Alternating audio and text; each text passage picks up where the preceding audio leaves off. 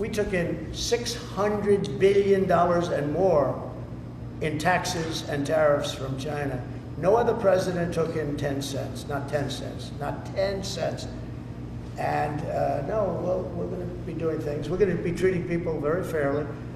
But the word reciprocal is important, because if somebody charges us, India, we don't have to talk about own, if India charges us 100%, do we charge them nothing for the same? You know, they send in a bicycle and we send them a bicycle. They charge us 100 and 200. India charges a lot. Brazil charges a lot.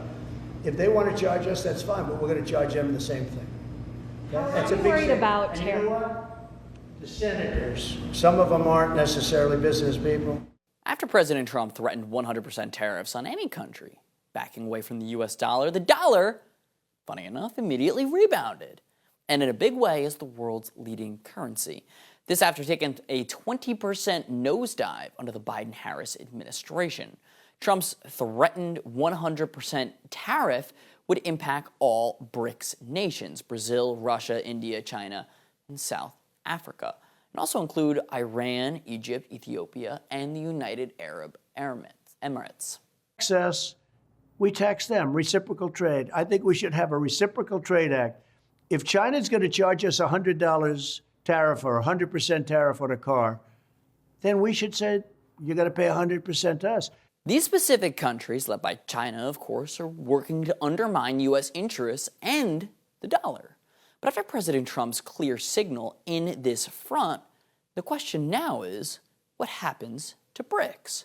Will they power through, or will they bend the knee, quite like Mexico and Canada after their threatened tariffs? Joining us now to discuss is Brazilian journalist Paulo Figueiredo. Paulo, we appreciate you hopping on to discuss this. What is your ultimate reaction to these threatened tariffs from the 45th and incoming 47th president?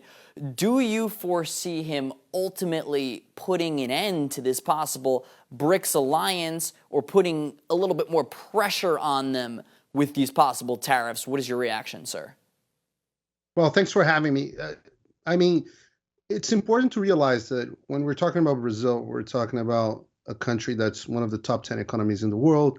Geopolitically is the most important country in the Southern Hemisphere. Brazil, sometimes Americans don't realize, but Brazil is half of South America in terms of population, territory, and GDP. So it's not any country in South America, is the country in South America. So, and I mean, Brazil is in a really bad shape right now. And this is one of the reasons why is getting closer and closer to China.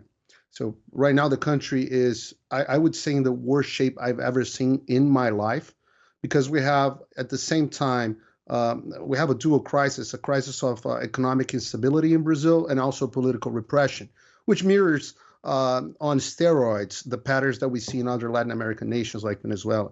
So on the economic front, we have, under Lula da Silva's administration, the country has been recording unprecedented public deficit.